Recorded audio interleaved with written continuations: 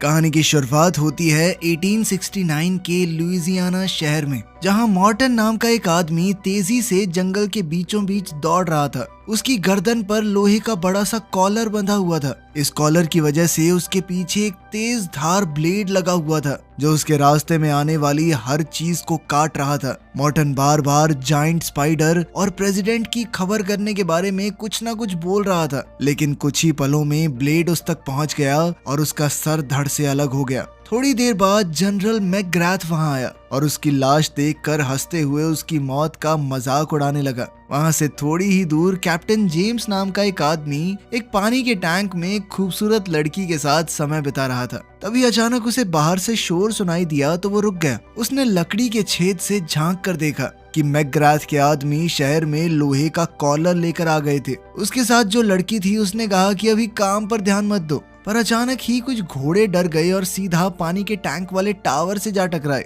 जिससे जेम्स बिना कपड़ों के गुंडों के सामने आ गिरा। उसे देखकर बाकी सब उसे गालियां देने लगे तो जेम्स ने कुछ ही पलों में सबकी हड्डी पसली एक कर दी और लड़ते लड़ते कपड़े भी पहन लिए। फिर उसने जाते जाते लड़की को चूमा और रस्सी के सहारे फिसलते हुए उन गुंडों की गाड़ी में चढ़ गया। फिर उसने एक बक्सा खोला तो उसके होश उड़ गए, क्योंकि उसमें बहुत से पेट्रोल बॉम्ब्स भरे हुए थे। अब जेम्स ने अपना दिमाग लगाया और सावधानी से कूदते हुए सबसे आगे वाले घोड़े पर जा बैठा।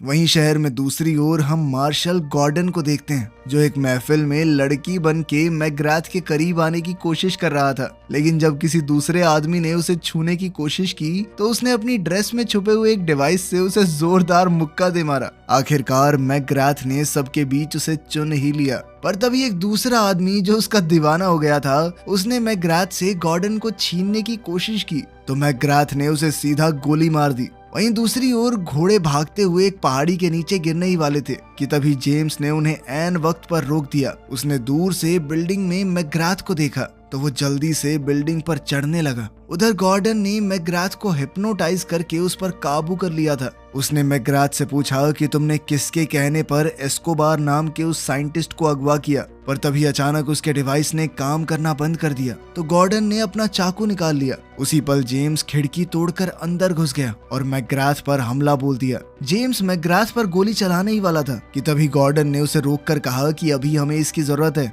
उसी पल मैकग्राथ मौका देखकर जेम्स को दीवार की तरफ धक्का देकर वहां से भाग गया। तभी जेम्स उसके पीछे भागा और मेन एरिया में जाकर मैकग्राथ के गुंडों से लड़ने लगा। चारों तरफ अफरा तफरी मच गई। गॉर्डन ने देखा कि कुछ लुटेरे साइंटिस्ट एस्कोबार को लेकर भाग रहे हैं तो उसने उन्हें रोका, लेकिन जेम्स गलती से उससे टकरा गया और उन दोनों में लड़ाई शुरू हो गई। इसी मौके का फायदा उठाकर सभी बदमाश वहां से भाग निकले। इसके बाद हम एक बेहद खतरनाक साइंटिस्ट डॉक्टर आर्लस को देखते हैं। उसने अपनी एक गार्ड को बिल्डिंग के लोगों के होंठ पढ़कर उनकी बातें समझाने को कहा। तब उसे पता चला कि गॉर्डन और जेम्स पुलिस वाले हैं। खैर, उनके आदमी अभी भी साइंटिस्ट एस्कोबार को किडनैप करने में कामयाब हो गए थे, जिसके बाद आर्लस ने पेट्रोल बॉम्ब से भरी हुई एक गाड़ी बिल्डिंग की तरफ धकेल दी, जिससे वहां बहुत जबरदस्त धमाका हुआ। इसके कुछ दिन बाद जेम्स को प्रेसिडेंट ऑफिस में बुलाया गया। वो जाते ही समझ गया कि ये असली प्रेसिडेंट नहीं बल्कि कोई बहरूपिया है, लेकिन उस बहरूपिये ने इस बात को मानने से इनकार कर दिया तो जेम्स ने छत पर गोली चला दी और आखिरकार उस आदमी ने असलियत बताते हुए कहा कि मैं गॉर्डन हूँ। उसी समय असली प्रेसिडेंट ग्रांट वहां पर आया। उसने कहा कि तुम दोनों मेरे सबसे अच्छे सिपाही हो, तुम्हें मिलकर काम करना होगा। वो उन दोनों को एक खुफिया कमरे में ले गया और बताया कि अमेरिका के सभी महान साइंटिस्टों को मैकग्राथ ने अगवा कर लिया है। उसने प्रेसिडेंट को एक नोट भेजकर ये भी बताया था कि वो सभी साइंटिस्टों का इस्तेमाल करके ऐसा हथियार बनवाएगा जो दुनिया में कभी किसी ने ना देखा हो। मैकग्राथ चाहता था कि प्रेसिडेंट एक हफ्ते के अंदर इस्तीफा दे दे। गॉर्डन और जेम्स जानते थे कि मैकग्राथ एक पेशेवर कातिल है, लेकिन इतना चालाक नहीं है। वो जानते थे कि जरूर इसके पीछे कोई और मास्टरमाइंड है। तब प्रेसिडेंट ने उन्हें एक हफ्ते के अंदर अंदर उस मास्टरमाइंड को ढूंढने का ऑर्डर दिया। इस काम के लिए प्रेसिडेंट ने उन्हें अपनी एक स्पेशल ट्रेन भी दी। गॉर्डन बड़ी जल्दी से अपनी मोटरसाइकिल से वहां पहुंच गया और अकेला ही ट्रेन लेकर निकल गया, जबकि जेम्स अपने घोड़े पर उसके पीछे दौड़ता हुआ आया और कूद कर ट्रेन के अंदर पहुंचा। पर तभी एक खुफिया दरवाजा खुल गया जिसने उसे छत से सीधा अंदर गिरा दिया। अंदर जाते ही गॉर्डन और जेम्स में बहसबाजी शुरू हो गई और जेम्स ने गुस्से में उसे मुक्का मार दिया कि चुप हो जाना। तभी गॉर्डन कुछ अजीबोगरीब हरकतें करने लगा। अचानक उसने एक बटन दबाया जिसमें से हथौड़ा बाहर आया और सीधा जेम्स को जा लगा। तभी जेम्स सीधा एक पूल टेबल पर जा गिरा जिसने अचानक उसे रस्सियों से बांधकर उल्टा कर दिया और अब वो रेल की पटरियों के सामने था। अब बदले में जेम्स ने एक चेन खींच दी जिससे गॉर्डन की कुर्सी भी ऐसे ही उल्टी हो गई। आखिरकार उन दोनों ने फैसला किया कि सिर्फ प्रेसिडेंट के लिए मिलकर काम करेंगे। इसके बाद गॉर्डन ने मॉर्टन के सर को एक मशीन से जोड़कर चेक किया कि उसने मरने से पहले आखिरी बार क्या देखा था। ये कोई और नहीं बल्कि मैकग्राथ ही था। फिर उन दोनों ने देखा कि मैकग्राथ की जेब में एक कॉस्ट्यूम फंक्शन का इनविटेशन था जो कि न्यू ऑरलीन्स शहर में होने वाला था, इसीलिए वो दोनों भी तुरंत वहीं के लिए रवाना हो गए। फिर पार्टी की रात जेम्स चुपके से बिल्डिंग में घुस गया, पर जब एक गार्ड ने उसे रोकने की कोशिश की तो उसने एक ही मुक्के में गार्ड को बेहोश कर दिया और खिड़की से अंदर पहुंच गया। अंदर उसकी मुलाकात हुई मिस ईस्ट से जो कि आर्लस की पर्सनल असिस्टेंट थी। उसने जेम्स को आसपास घुमाया और महल के अंदर का टूर दिया। उसी वक्त जेम्स ने भीड़ में गॉर्डन को पहचान लिया जो भेष बदल कर वहां आया था। फिर नाचने गाने वालों के आने से एक बड़े शो की शुरुआत हुई। साथ ही इब्राहिम लिंकन का एक बहुत बड़ा स्टैचू अंदर लाया गया, पर तभी अचानक उसमें जबरदस्त धमाका हो गया और अंदर से आर्लेस बाहर निकला जिसका आधा शरीर गायब था। उसे जिंदा देखकर सब लोग हैरान थे। खैर फिर जेम्स ने उसके पास जाकर उससे मैकग्राथ के बारे में पूछा, लेकिन आर्लस ने ऐसे जवाब दिया मानो वो मैकग्राथ को जानता ही ना हो। इसी बीच गॉर्डन ने कुछ डांसर्स को छुप कर एक साइड में जाते देखा और उसे एक लड़की के चिल्लाने की आवाज सुनाई दी। बाद में हम देखते हैं कि आर्लेस मैकग्राथ से अकेले में कुछ खुफिया बात कर रहा था। इधर जेम्स भी छुप कर उन दोनों की बातें सुन रहा था। मैकग्राथ काफी गुस्से में था क्योंकि पिछली बार के हमले में उसके सारे हथियार बर्बाद हो गए। तब आर्लस ने उसे एक नक्शा दिखाकर कहा कि मैं इस जगह पर नदी के पास और हथियार पहुंचा दूंगा। फिर उन दोनों के जाने के बाद जेम्स ने ऑफिस में घुसकर कागज पर बने नक्शे के निशानों को ट्रेस किया, लेकिन उसी वक्त मिस ईस्ट वहां आकर उसे चूमने के बहाने उसका ध्यान भटकाने लगी। अचानक एक पेंटिंग के पीछे कुछ हलचल हुई। असल में वहां एक गार्ड छुपा हुआ था। गार्ड ने तुरंत बंदूक निकालकर जेम्स पर निशाना लगाया, पर वो गोली गलती से मिस ईस्ट को लग गई। तब जेम्स ने गुस्से में आकर पेंटिंग के पीछे छुपे सभी गार्ड्स को मार दिया और वहां से निकल गया। फिर वो मेन फ्लोर पर जाकर एक औरत के साथ डांस करने लगा क्योंकि उसे लग रहा था कि ये भेष बदलकर गॉर्डन है। जेम्स ने उसे इकट्ठा की हुई सारी जानकारी दी। फिर उसने गॉर्डन समझकर तरबूजों के ऊपर हाथ रख दिया। फिर उसने कहा कि वाह गॉर्डन, तरबूज तो बहुत अच्छे बनाता है तू।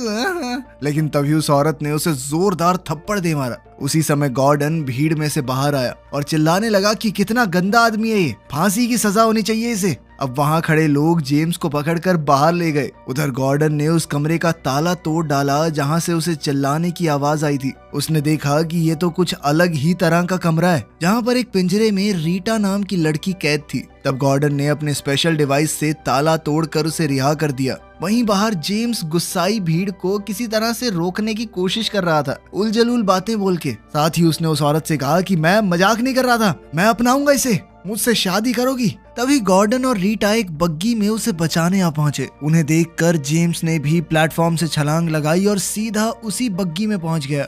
तब रीटा ने बताया कि मैं कोई नाचने वाली नहीं हूँ बल्कि साइंटिस्ट एस्कोबार की बेटी हूँ। मैं छुपकर अपने पिता को ढूंढने आई थी। वहीं नदी किनारे आर्लस और मैकग्राथ अपने अगले प्लान की तैयारी कर रहे थे। किनारे पर मैकग्राथ के फौजी उसके ऑर्डर्स का इंतजार कर रहे थे। उसी समय स्टीम से चलने वाला एक टैंक वहां आया और फौजियों को लगा कि वो उनका नया हथियार है, इसीलिए वो खुशियां मनाने लगे। पर अचानक टैंक ने वहां धुआंधार फायरिंग की जिसमें सभी फौजी मारे गए। मैकग्राथ के पैरों तले जमीन खिसक गई और वो आर्लस पर चिल्लाया कि तुमने मुझे धोखा क्यों दिया। तब आर्लस ने कहा कि ये मेरा बदला है। दरअसल मैकग्राथ उसे एक लड़ाई में अकेला छोड़कर भाग गया था। उसी लड़ाई में उसने अपने आधे शरीर को खोया था। मैकग्राथ ने गुस्से में अपनी बंदूक निकाली, लेकिन आर्लस ने अपनी व्हील चेयर से गोली चलाकर उसे मार डाला। फिर उसने अपने साथियों से 1000 किलो सोना स्पाइडर कैनियन नाम की एक जगह पर लाने को कहा, जिसके बाद वो अपना सबसे बड़ा हथियार बाहर निकालेगा। खैर जब रीटा, जेम्स और गॉर्डन वहां पहुंचे तो उन्होंने देखा कि सभी फौजियों की लाशें वहां बिखरी पड़ी हैं और आर्लस वहां से गायब था। तब जेम्स ने एक कहानी सुनाई जिसके मुताबिक न्यू लिबर्टी शहर में ऐसे ही हथियार का इस्तेमाल हुआ था। वहाँ पर इसी तरह के टैंक से बुजुर्गों और बच्चों तक को मार दिया गया। तभी उन्हें पानी से आवाज आई तो पता चला कि मैकग्राथ जिंदा है। जेम्स ये मानता था कि मैकग्राथ ही न्यू लिबर्टी के हादसे का जिम्मेदार है, लेकिन मैकग्राथ ने बताया कि मुझे तो फंसाया गया है, असल में इस सब के पीछे आर्लस का हाथ है। और इतना कहते ही उसने दम तोड़ दिया। फिर रीटा ने बताया कि उसने महल में सुन लिया था कि आर्लस कहाँ जाने वाला है, पर इसका खुलासा वो तभी करेगी अगर जेम्स और गॉर्डन उसे अपने साथ ले जाएंगे। जब वो दोनों मान गए तो रीटा ने बताया कि आर्लस यूटा शहर जा रहा है, लेकिन ये सुनते ही वो दोनों ट्रेन में चढ़ गए और रीटा को वहीं छोड़ दिया। मगर रीटा ने भी हार नहीं मानी, बल्कि वो भागकर उसी जगह से अंदर घुस गई जहाँ से पहले जेम्स आया था। सुबह उठकर गॉर्डन ने देखा कि जेम्स ने अपने एक जूते में चाकू फिट कर लिया था। जल्द ही वो सब आर्लस की ट्रेन के करीब पहुंच गए, लेकिन जैसे ही वो एक टनल में घुसे तो अचानक से आर्लस की ट्रेन गायब हो गई। वो समझ नहीं पाए कि ये हुआ क्या। असल में आर्लस की ट्रेन खास बीम्स का इस्तेमाल करके ऊपर उठ गई थी, जिस वजह से जेम्स और गॉर्डन अपनी ट्रेन में उनसे आगे निकल गए। तभी आर्लस ने पीछे से उन पर गोलीबारी शुरू कर दी तो जेम्स पूल टेबल पर लेटकर नीचे पटरियों तक पहुंच गया। बदकिस्मती से उसकी रस्सी टूट गई और वो ट्रेन से पटरियों पर जा गिरा। तब जेम्स ने मौका देखकर वो रस्सी आर्लस की ट्रेन से बांध दी और ऊपर चढ़ गया। फिर उसने चिमनी में झांकने की कोशिश की, पर तभी एक गार्ड ने उस पर पीछे से हमला बोल दिया। उन दोनों में लड़ाई शुरू हो गई और फिर जेम्स ने अपने जूते में चिपके चाकू के सहारे उसे मार डाला। फिर उसने लाश को चिमनी में डाल दिया। इधर आर्लस ने एक शिकंजा फेंक कर दोनों ट्रेन्स को जोड़ दिया था। लाश की वजह से अचानक बॉयलर में धमाका हुआ और दोनों ट्रेन्स रुक गई। अब आर्लस उनकी ट्रेन में घुस रहा था तो रीटा और गॉर्डन तुरंत भागकर छुप गए। उसी समय जेम्स भी वहां पहुंचा और अचानक रीटा ने गलती से स्लीप गैस बॉम्ब एक्टिवेट कर दिया, जिससे वो तीनों वहीं बेहोश हो गए। थोड़ी देर बाद गॉर्डन और जेम्स को होश आया। दोनों जमीन पर पड़े थे और उनकी गर्दन पर लोहे के कॉलर्स बंधे हुए थे, साथ ही उनके चारों ओर लोहे की तार बंधी हुई थी। आर्लस ने उनके सामने आकर उनकी हार का मजाक उड़ाया और फिर उन्हीं की ट्रेन में रीटा को लेकर चला गया। तब गॉर्डन ने अपनी जेब चेक की तो उसे कोई डिवाइस नहीं मिला, मगर उसे एक नोट मिला जिसमें लिखा था कि जब तक वो इस तार के अंदर है तब तक जिंदा रहेंगे। जेम्स को इस पर यकीन नहीं हुआ, इसीलिए उसने जांच करने के लिए तार से बाहर कदम बढ़ाया। तभी अचानक एक मशीन एक्टिवेट हो गई जिसमें से 2 गोल ब्लेड्स तेजी से घूमते हुए आए और रास्ते के सभी पेड़ पौधे काटते हुए उनका पीछा करने लगे। गॉर्डन ने चिल्लाते हुए कहा कि इन कॉर्नर मैग्नेट्स की पावर पूरे 400 साल बाद खत्म होती है। अब वो दोनों जान बचाने के लिए पास के एक खेत में जा घुसे। वो एक दूसरे के आमने सामने खड़े हो गए। जैसे ही ब्लेड्स उनके करीब पहुंचे दोनों नीचे कूद गए और वो ब्लेड आपस में टकरा कर टूट गए। लेकिन उसी समय उन्हें एहसास हुआ कि वो गोबर से भरे एक गड्ढे में गिर चुके हैं। कुछ देर बाद वो दोनों खेत से बाहर निकले तो दोनों में बहसबाजी शुरू हो गई। गॉर्डन ने गुस्से में जेम्स पर चिल्लाकर कहा कि सब तुम्हारी गलती है। उसने जेम्स को मारने के लिए पत्थर उठाया पर उसका पत्थर गलती से कॉलर पर जा लगा, जिससे उन कॉलर्स की मैग्नेटिक फोर्स एक्टिवेट हो गई और दोनों कॉलर्स एक दूसरे से चिपक गए। अचानक जेम्स कूदकर जमीन पर गिर गया और गॉर्डन को अपने जूते से चाकू निकालने को कहा। गॉर्डन ने उसका जूता निकाला, लेकिन कॉलर्स अभी भी उनके कंधों पर मौजूद हर मेटल से चिपक रहे थे। दोनों ने एक दूसरे से दूर भागने की कोशिश की, लेकिन फिर भी मैग्नेट्स ने उन्हें एक बार फिर से वापस खींच लिया। इसके बाद दोनों पहाड़ी से लुढ़कते हुए सीधा नदी में जा गिरे। पानी में गिरते ही गॉर्डन बेहद खुश हो गया क्योंकि उसे अपनी टूल किट मिल गई थी। फिर थोड़ी मेहनत के बाद उन्होंने कॉलर्स निकाल दिए और जेम्स आग जलाने के बाद खाना ढूंढने निकल पड़ा। बाद में उसने गॉर्डन को अपने बचपन की कहानी सुनाई। दरअसल वो पैदा ही एक गुलाम परिवार में हुआ था। फिर एक दिन मौका देखकर वो भाग निकला और रेगिस्तान में छुप गया, जहां अमेरिका के मूल निवासी, जिन्हें रेड इंडियंस भी कहा जाता है, उन्होंने उसे पाला। जब तक वो वापस आया तब तक उसके परिवार को मार दिया गया था। तभी अचानक उनके सामने एक खास तरह की मधुमक्खी ने मकड़ी को पकड़ लिया। गॉर्डन इस घटना को काफी ध्यान से देख रहा था।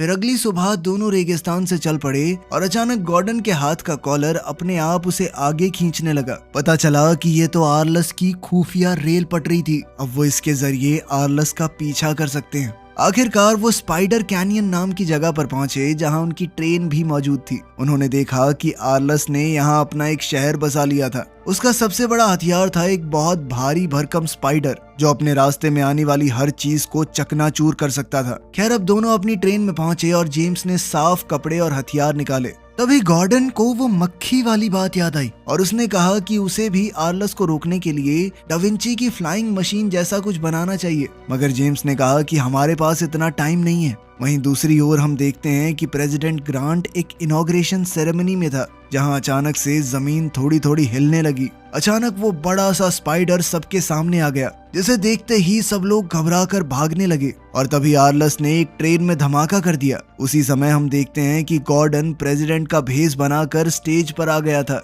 साथ ही वो कहने लगा कि वही असली प्रेसिडेंट है। वहीं दूसरी ओर जेम्स स्पाइडर के ऊपर चढ़ गया। अब आर्लस ने दोनों ग्रांट्स पर जाल फेंक कर उन्हें कैद करने की कोशिश की। इधर एक गार्ड ने जेम्स को देख लिया और उसे गिराने के लिए गोली चला दी। बाद में हम देखते हैं कि आर्लस ने अपने अड्डे पर एक मीटिंग रखी थी। उसने ऐलान किया कि वो अमेरिका के छोटे छोटे टुकड़े करके अलग अलग देशों को बेच देगा और एक हिस्सा होगा उसके अपने लिए। उधर जेम्स को होश आया तो उसे एहसास हुआ कि वाह, मैं तो जिंदा हूँ। फिर वो वापस ट्रेन पर पहुंचा तो उसे वहां हथियार के नाम पर बेल्ट में छुपी हुई एक छोटी सी बंदूक मिली। फिर गॉर्डन के कॉस्ट्यूम्स देखकर उसे एक आइडिया आया। वहीं आर्लस के बेस पर ग्रांट ने सरेंडर करने से इनकार कर दिया था, तो आर्लस नकली ग्रांट यानी गॉर्डन को जान से मारने के लिए तैयार हो गया। लेकिन उसी पल वहां एक डांसर आ गई जो असल में जेम्स है।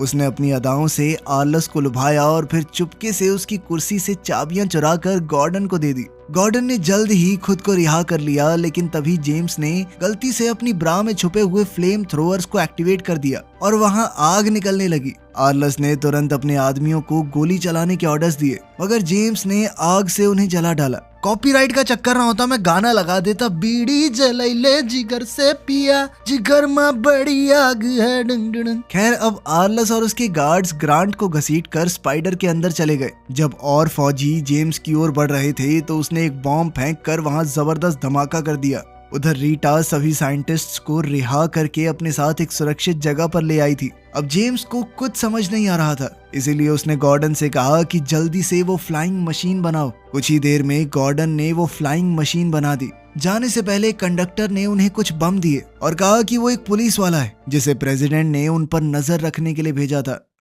अब जेम्स और गॉर्डन उस मशीन के साथ पहाड़ी से कूद गए। एक बार को तो ऐसा लगा कि गए काम से, लेकिन जल्द ही मशीन उड़ने लगी। वहीं दूसरी ओर हम देखते हैं कि वो बड़ा सा स्पाइडर एक शहर में पहुंच चुका था, जहां आर्लस ने लोगों को मारना और बिल्डिंग्स को गिराना चालू कर दिया। वो चाहता था कि इसके दबाव में आकर प्रेसिडेंट उसकी बात मान ले, लेकिन उसी पल जेम्स और गॉर्डन अपनी फ्लाइंग मशीन में वहां पहुंचे। फिर उन्होंने हवा से बम फेंक कर हमला कर दिया। उधर से आर्लस भी उन पर हमला कर रहा था और अचानक उनकी फ्लाइंग मशीन गिरकर सीधा स्पाइडर से जा टकराई, जिससे एक गार्ड तो गिर गई, मगर बदकिस्मती से बाकी गार्ड्स ने उन्हें घेर लिया और उन्हें पकड़कर आर्लस के सामने ले जाया गया। तब जेम्स ने आर्लस का मजाक उड़ाया तो आर्लस ने बटन दबाकर उसे नीचे वाले हिस्से में फेंक दिया, जहां उसे एक योद्धा का सामना करना होगा जिसके हाथ कटे हुए थे और उनकी जगह पर ब्लेड्स लगे थे। जल्द ही दो और फाइटर भी उस पर टूट पड़े, तो जेम्स ने बड़ी बहादुरी से उनका सामना किया। फिर उसने मशीन की एक चेन की मदद से ब्लेड वाले आदमी को दूर फेंक दिया।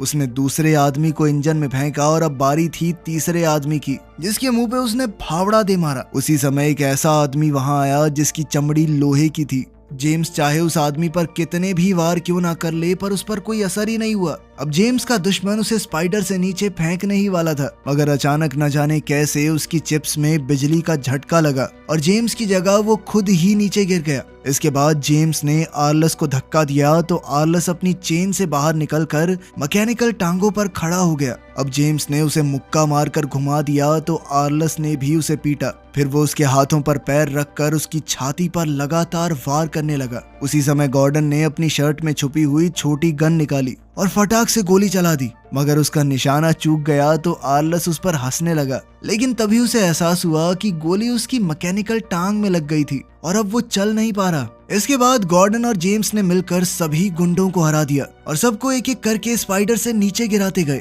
तभी ग्रांट ने देखा कि वो स्पाइडर एक पहाड़ी से नीचे गिरने वाला है। तो गॉर्डन ने उसे कंट्रोल करने की कोशिश की मगर कोई फायदा नहीं हुआ। आर्लस एक बार फिर अपनी कुर्सी पर वापस आ गया और अपनी खुफिया गन से गोली चलाई, लेकिन वो जेम्स की बजाय स्पाइडर को जा लगी। उसी समय स्पाइडर पहाड़ी की चोटी पर जा रुका। अचानक आर्लस और जेम्स दोनों फिसल गए। जेम्स किसी तरह आर्लस की व्हील चेयर पकड़कर बचा हुआ था। आर्लस अब भी देश को खत्म करने की बातें कर रहा था, तो जेम्स ने उसकी कुर्सी का लीवर ही खींच दिया, जिससे आर्लस खाई में जा गिरा, जबकि जेम्स एक चेन को पकड़कर बच गया। बाद में प्रेसिडेंट ग्रांट ने ऐलान किया कि उसने सीक्रेट सर्विस नाम की एक एजेंसी बनाई है जिसका काम होगा प्रेसिडेंट की रक्षा करना, और उस एजेंसी के सबसे पहले एजेंट्स होंगे गॉर्डन और जेम्स। बाद में रीटा ने उन दोनों का शुक्रिया अदा किया और तब उसने खुलासा किया कि एस्कोबार उसके पिता नहीं बल्कि पति है। ये सुनकर दोनों दंग रह गए। तब रीटा मुस्कुराते हुए वहां से चली गई और जेम्स और गॉर्डन ने एक दूसरे को देखा